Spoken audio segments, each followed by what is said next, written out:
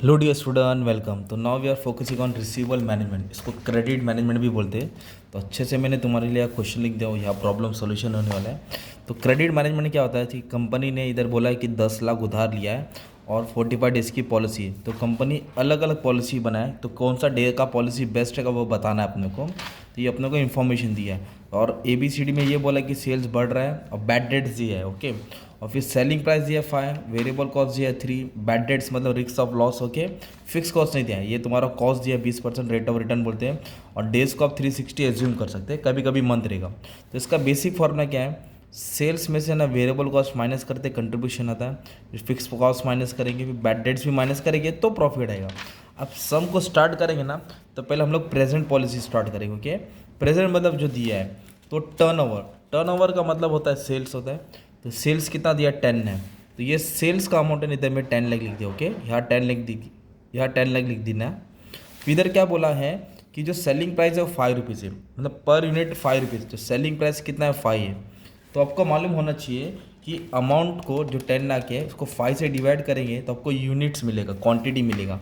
तो they are having 2 lakh quantity and selling at the rate of 5। तो turnover कितना हो गया, 10 लाख। सिंपल, ये काम आएगा अपने को क्वांटिटी निकालना हमेशा, रेट दिया है तो। फिर इधर अपने को वेरिएबल कॉस्ट पर यूनिट दिया है 3 रुपीज़, ओके। तो पर यूनिट की इधर मैं 3 लिखूंगा। और वेरिएबल कॉस्ट का अमाउंट कैसे आएगा, टोटल क्वांटिटी कितना है, 2 लाख। 2 लाख को 3 से मल्टीप्लाई करूंगा तो 6 लाख आ जाएगा, ओके। ये 6 लाख हो जाएगा मेरा वेरिएबल कॉस्ट। क्या हो जाएगा, वेरिएबल कॉस्ट। अब सेल्स में से वेरिएबल कॉस्ट क्या करूँगा, माइनस करूँगा, तो I will be getting contribution. तो कंट्रीब्यूशन कितना गया बंटी, 4 लाख आ गया। सिंपल। फिर फिक्स कॉस्ट माइनस करूँगा, जो दिया नहीं है। तो इधर दिया है बैड डेट्स दिया है। तो जो करंट पॉलिसी है उसका बैड डेट है 1%। और कितना दिन की पॉलिसी है, 45। बता दो क्या करना है, मतलब आप लोगों को ये बताना है कि कौन सी उधारी बेस्ट है। तो 1% बैड डेट, तो बैड डेट्स का 1% दिया। And bad debts is always calculated on sales amount. Bad debt किस पे निकलता है, सेल। 10 लाख पे 1% का बैड डेट मतलब चूना लग गया, 10,000 आने वाला नहीं है। तो ये भी क्या होगा, माइनस होएगा। तो 4 लाख में से 10 गया ना, तो ये जो 3,90,000 है ना, ये आपका प्रॉफिट रहेगा। क्या रहेगा आपका, प्रॉफिट। सिंपल, प्रॉफिट आ गया। अभी ये पार्ट पे हम लोग सॉल्व करेंगे कॉस्ट। तो कॉस्ट मतलब you have to find the expected cost. सबसे पहले इन्वेस्टमेंट लेंगे, ओके। तो इन्वेस्टमेंट में क्या करना है आपको, fix cost plus variable cost, दोनों कॉस्ट को ऐड करना है। फिक्स कॉस्ट और वेरिएबल कॉस्ट को क्या करेंगे, ऐड करेंगे। But we don't have fix cost, we just have in variable cost. तो वेरिएबल कॉस्ट कितना, 6 लाख। तो यही तुम्हारा इन्वेस्टमेंट रहेगा। अगर मान लो आपके पास फिक्स कॉस्ट भी रहता तो 6 लाख और वो फिक्स कॉस्ट 2, तो 6 2 8 लाख आता, ये याद करना, ओके। फिर डेज पर ईयर, साल में कितना दिन रहता है वो लेना है, ओके। साल में कितना दिन एज्यूम करना है, क्वेश्चन में 360 डेज करके दिया है, ओके। 365 नहीं लेना, अगर मंथ रहेगा तो 12 मंथ लेना है, वीक्स रहेगा तो 50। तो साल में कितना दिन रहता है, 360। और क्रेडिट पीरियड हम लोग जो सॉल्व कर रहे हैं वो 45 डेज वाला सॉल्व कर रहे हैं। नेक्स्ट कॉलम पे ये 4 सॉल्व होने वाला है। तो 45 डेज मतलब 45 डेज की उधारी है। तो इस तीनों को सॉल्व करेगा तो एवरेज डेटर्स आएगा। तो कैसे सॉल्व करेंगे मालूम है क्या, इन्वेस्टमेंट को मल्टीप्लाई करना है किससे, जो क्रेडिट पीरियड है, और ये जो टोटल डेज होता है उससे डिवाइड करना है। मतलब ना 6 लाख को, ओके, करंट कितना है 45 डिवाइड बाय 360, तो अपने को मिला एवरेज डेटर दैट इज़ 75,000। और इस पर कॉस्ट दिया है दैट इज़ 20%। कितना परसेंट दिया है, 20% कॉस्ट। तो इधर लिखेंगे 20%। तो 20% किस पे निकालने का अपने को, 75,000 पे। तो 75,000 में 20% निकालेगा तो 15,000 आ जाएगा। ये अपना हो जाएगा कॉस्ट। क्या हो जाएगा दोस्त, कॉस्ट हो जाएगा। सिंपल, ये हो जाएगा ए, ये हो जाएगा बी। अब अपने को मिलेगा बेनिफिट। तो प्रॉफिट में से कॉस्ट को माइनस करो, 390 में से 15 गया तो बेनिफिट आया 3,75,000। तो ये हो गया एक पॉलिसी। अब सम तुम्हारा स्टार्ट होता है, अब खेल चालू होता है। अब इधर से करेंगे, अभी ध्यान देना है मस में। अब अपने को पॉलिसी ए सॉल्व कर रहा हूँ, 15 दिन का है, जिसमें इंक्रीज इन सेल्स 50,000 बढ़ रहा है और बैड डेट्स कितना हो रहा है, 2% डिफॉल्ट। तो ये इन्फॉर्मेशन हम लोग पहले लिख देते हैं। अभी हम लोग सोच रहे हैं कि 15 दिन, ये 45 डेज है ना, इधर लिख देंगे 15, ओके। और फिर क्या बोला इधर, बैड डेट 2%, तो बैड डेट्स में 2% डाल दिया, ठीक है। और sales increase in sales 50,000 rupees, मतलब सेल्स का 50,000 रुपये बढ़ गया। मतलब सेल्स कहाँ पहले 10 लाख था ना, अब 10 लाख में 50 ऐड करना पड़ा, तो ये बन जाएगा 10,50,000, 10,50,000, ओके। सेलिंग प्राइस कितना था, 5, वेरिएबल कॉस्ट कितना था, 3, ये सेम रहेगा। तो अभी अपने को यूनिट्स फाइंड करना है भाई, मैंने ना खेल यूनिट्स का याद रखना, यूनिट्स आ गया खेला खत्म। तो 10,50,000 है, तो 5 से डिवाइड करेंगे तो you will be getting 2,10,000 units quantity. Simple. अब इसको 3 से मल्टीप्लाई करेंगे तो वेरिएबल कॉस्ट मिलेगा, क्योंकि वेरिएबल कॉस्ट पर यूनिट कितना है, 3 रुपया। कितना आ जाएगा, 6,30,000। ओके, ये हो गया तुम्हारा वेरिएबल कॉस्ट। फिक्स कॉस्ट है क्या, नहीं। तो 10,50,000 में से 6,30,000 माइनस करेंगे तो 4,20,000 तुम्हारा कंट्रीब्यूशन आएगा।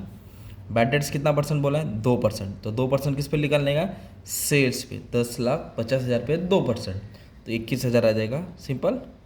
और 4,20,000 में से 21,000 क्या करेंगे, माइनस करेंगे। कंट्रीब्यूशन में से बैड डेट्स माइनस होएगा तो अपनों को मिलेगा प्रॉफिट, एक्सपेक्टेड प्रॉफिट 3,99,000। इसको ऐसे डी सका। अब सेम क्या करेंगे, नीचे का सॉल्व करना है। तो पहले इन्वेस्टमेंट लेंगे, तो फिक्स और वेरिएबल ऐड करना है। फिक्स तो नहीं, वेरिएबल। तो वेरिएबल कॉस्ट कितना दिया है, 6,30,000। 6,30,000 ऐड करेंगे, ये तुम्हारा इन्वेस्टमेंट हो गया। साल में कितना दिन है, 360। इस फिक्स लिख देंगे। ओके, सब जगह 360 फिक्स लिख देंगे। और अपनों को पॉलिसी कितना दिन का बोला है, 15 दिन का बोला है, इसलिए 15। अब क्या करेंगे, 6,30,000 को 15 से मल्टीप्लाई करेंगे और 360 से डिवाइड, तो आपको 1,05,000 आंसर आ जाएगा।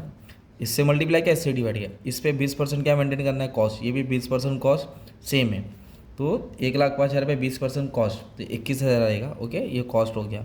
अब अपनों का बेनिफिट चाहिए, तो प्रॉफिट में से कॉस्ट को माइनस करिए। 3,99,000 माइनस 21,000, तो अपनों को मिलेगा 3,78,000। ये किसका आ गया, पॉलिसी ए का है। तो 3,000 की बढ़त होगी, थोड़ा फ़ायदा हो रहा है 15 दिन देने से। तो ऐसे भी अपनों को किसको सॉल्व करना है, बी को, सी को, डी को। तो आज अभी अपने पास थोड़ा सब रेडी है, तो टाइम बचा देता हूँ। वैसे उन्होंने बी को सॉल्व किया, तो बी में कितना बोला था, 30 डेज। तो इसके लिए यहाँ क्या लिखा उन्होंने, 30 डेज लिखा। हाँ देखो, इधर थोड़ा ना गलत हो गया अपना। क्या हो गया मालूम है क्या, increase in credit period. Okay, थोड़ा गलत किया मैंने, इंक्रीज इन क्रेडिट पीरियड। तो मतलब होता है कि ये 45 है ना, इस पर 15 ऐड करना, मतलब ये 60 दिन रहेगा, 60 रहेगा। ओके, कितना रहेगा, 60। तो कैलकुलेशन चेक करता हूँ, 6,30,000 ओके इंटू 60 डिवाइड बाई 360। तो आंसर मैंने कॉपी करके राइट लिखा था, पर इधर कंडीशन समझाने गलत हो गया। ओके, अच्छा हुआ बुक देख लिया। इधर बोला इंक्रीज इन 30 डेज, मतलब 45 पे 30 ऐड करना है। इंक्रीज इन क्रेडिट पीरियड, तो 45 पे 40 ऐड करना है, 45 पे 60। ओके, ये पार्ट था, डाउट क्लियर हो गया। वैसे ही लोगों ने चारों को सॉल्व किए। तो अब क्या करना है, इसको देख के मस्त में चारों सम को सॉल्व कर सकते हो। सेल्स को कैसे बढ़ाना है, क्रेडिट पीरियड दिया है, बैड डेट दिया है। अभी मेन चीज़ समझा देता हूँ। मैंने पॉलिसी बेनिफिट नहीं करा है, तो इसमें कैसा आएगा, 1 2 3 4। तो इसको इससे माइनस करेंगे। 378 375 है तो 3,000 आएगा। 372 को 375 से माइनस करें तो इतना आएगा। 364 को इससे माइनस करेंगे तो इतना आएगा। 343 को 375 से माइनस करते हो माइनस। तो ये 3 नेगेटिव है, एक पॉजिटिव है। तो ज़्यादा उधारी देने का मतलब नहीं है। पैसा 85, इससे अच्छा बेस्ट है 60। तो first proposal of credit up to 60 days is acceptable as it expect to result is increasing profit by 3,000। ये उधारी अच्छी है, इससे 3,000 बढ़ेगा, बाकी का सब नकली है, छोड़ देना है। तो इसका अच्छे से स्क्रीनशॉट ले लो। और सब मैंने स्टार्टिंग से कराया था, थोड़ा देख लो, समझ लो कैसे होता है, तो तुमको आइडिया आ जाएगा कि सम को किस तरह सॉल्व कर दो। ओके, बाकी का इसलिए नहीं करा ताकि आप लोग रीड करके सॉल्व करके समझ सकते हो, इसके लिए। Okay, thank you very much and all the best for exam.